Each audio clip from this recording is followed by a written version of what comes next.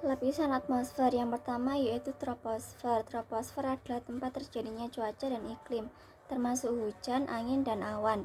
Semakin tinggi ketinggian, suhu udara akan semakin menurun. 2. Stratosfer. Stratosfer mengandung lapisan ozon yang berfungsi melindungi bumi dari radiasi ultraviolet matahari. Suhu di stratosfer meningkat seiring dengan ketinggian karena adanya pemanasan dari ozon. 3. Mesosfer. Mesosfer adalah tempat di mana meteor terbakar saat masuk ke atmosfer bumi. Suhu di mesosfer sangat dingin, bisa mencapai minus 90 derajat Celcius di bagian atasnya. Gejala tempat hancurnya meteor sebelum mencapai bumi. 4. Termosfer. Lapisan atmosfer yang berada 85 sampai 600 km di atas bumi. Termosfer memiliki suhu yang sangat tinggi, bisa mencapai 1500 derajat Celcius atau lebih karena menyerap radiasi dari matahari. Gejala terjadinya aurora dan orbit satelit buatan. 5. Exosfer. Lapisan atmosfer terluar berada lebih dari 600 km dari permukaan bumi. Gejala tempat berakhirnya atmosfer dan awal ruang angkasa. Perbedaan cuaca dan iklim. Yang pertama yaitu cuaca meliputi daerah tertentu saja. Iklim meliputi daerah yang luas. 2. Cuaca diamati dalam waktu yang sangat singkat. Iklim ditentukan dalam waktu yang lama yaitu 11-30 tahun. 3. Cuaca mudah berubah-ubah sedangkan iklim bersifat stabil dan tidak mudah berubah. 4. Cuaca terjadi di suatu tempat yang lebih sempit sedangkan iklim terjadi di suatu tempat yang lebih luas. 5. Cuaca terjadi dalam waktu kurang lebih 24 jam sedangkan iklim terjadi secara terus-menerus dalam jangka waktu yang sama. 6. Cuaca dapat diamati harian sedangkan iklim diamati selama bertahun-tahun. 7. Perkiraan cuaca mudah dilakukan sedangkan perkiraan iklim sulit ditentukan. Unsur-unsur cuaca dan udara meliputi suhu, panas atau dinginnya suatu benda diukur dalam satuan Celcius. 2. Tekanan udara, gaya yang timbul akibat lapisan udara atau kerapatan massa udara dalam suatu wilayah. 3. Angin gerakan udara mendarat atau sejajar dengan permukaan bumi. 4. Kelembapan udara yaitu kandungan uap air udara pada waktu tertentu. 5. Curah hujan yaitu jumlah atau intensitas air hujan yang jatuh pada suatu lokasi tertentu pada waktu tertentu. 6. Awan yaitu kumpulan titik air atau kristal es yang disebabkan kondensasi uap air di atmosfer. 7. Sinar matahari yaitu energi yang dipancarkan matahari. Unsur cuaca dan iklim dinamika atmosfer. 1. Awan. Awan adalah kumpulan tetesan air atau kristal es yang mengambang di atmosfer rendah. Jenis awan yang berada pada ketinggian kurang dari 2 km atau 6.500 kaki di atas permukaan bumi. Menengah. Awan menengah adalah awan yang berada di ketinggian 2 hingga 6 km atau 6.000 hingga 8.000 meter dari permukaan bumi. Tinggi. Awan tinggi adalah awan yang berada pada ketinggian sekitar 8 hingga 13 km di atas permukaan laut. 2. Hujan. Hujan adalah proses kondensasi uap air di atmosfer yang membentuk tetesan air dan kemudian jatuh ke permukaan bumi. Yang pertama, hujan berdasarkan proses terbentuknya. Terdapat beberapa jenis hujan, yaitu hujan orografis, terjadi karena massa udara yang mengandung uap air dipaksa naik oleh lereng pegunungan. Hujan zenital atau konveksi terjadi akibat pemanasan permukaan bumi yang menyebabkan udara sangat naik, mendingin, dan mengembun. Hujan frontal yaitu terjadi karena pertemuan dua massa udara dengan suhu kelembapan yang berbeda. Hujan siklon. Hujan yang terjadi di daerah siklon atau pusat tekanan rendah. 2. Hujan berdasarkan proses karakteristiknya. Hujan gerimis yaitu butiran air sangat kecil dan turun dengan lembut. Hujan lebat, curah hujan tinggi dengan butiran besar.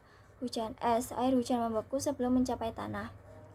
Lalu hujan masam mengandung zat polutan seperti sulfur dioksida yang berasal dari pencemaran udara.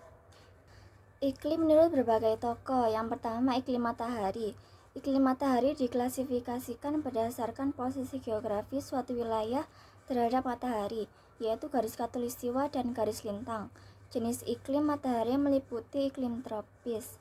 Wilayah yang berada di sekitar garis khatulistiwa 0 sampai 23,5 derajat lintang utara dan 0 sampai 23,5 derajat LS dengan suhu rata-rata bulanan di atas 18 derajat Celcius.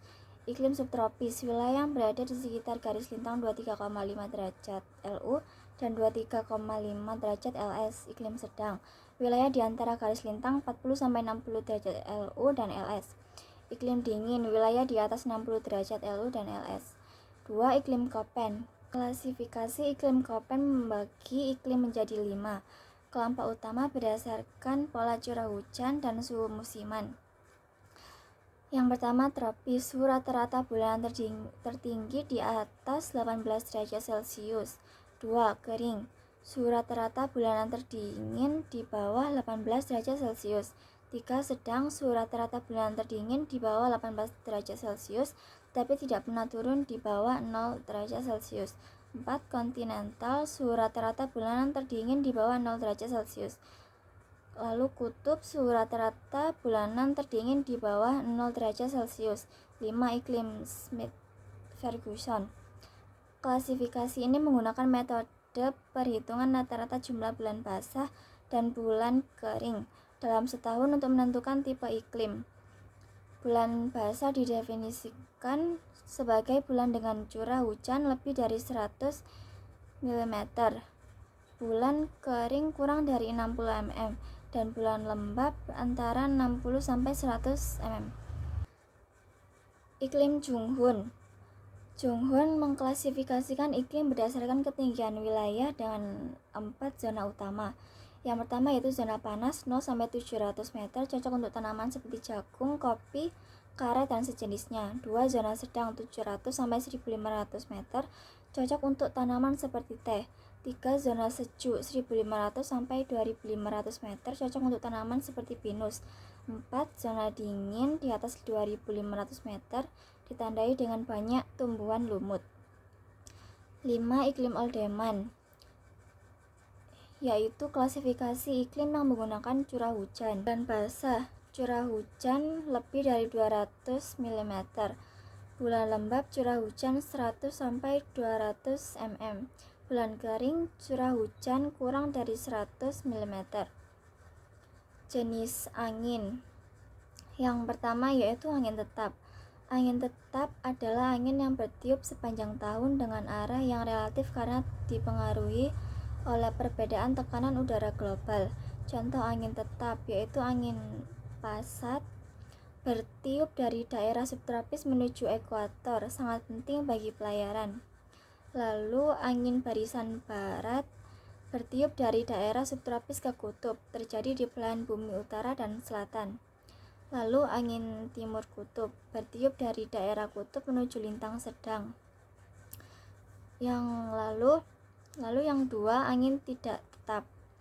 Angin tidak tetap adalah angin yang bertiup, berubah-ubah tergantung musim atau kondisi geografis. Contohnya yaitu angin muson, berubah arah setiap 6 bulan, membawa hujan di musim tertentu. Lalu ada angin lokal seperti angin darat dan angin laut, yang terjadi karena perbedaan suhu antara daratan dan perairan. Angin Von, angin panas dan kering yang turun di sisi pegunungan setelah melewati pegunungan.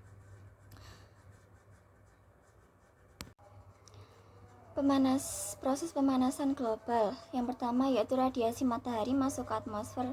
Sinar matahari mencapai permukaan bumi. Sebagian energi tersebut diserap oleh tanah, air, dan tumbuhan, sementara sebagian lainnya dipantulkan kembali keluar angkasa. 2. Pemantulan sebagian radiasi matahari. Sebagian radiasi matahari dimantulkan kembali keluar angkasa, tetapi sebagian lainnya tetap berada di atmosfer bumi. Yang ketiga, gas rumah kaca menjebak panas. Gas rumah kaca seperti karbon dioksida, metana, dan dinitrogen oksida mencegah pelepasan panas keluar angkasa.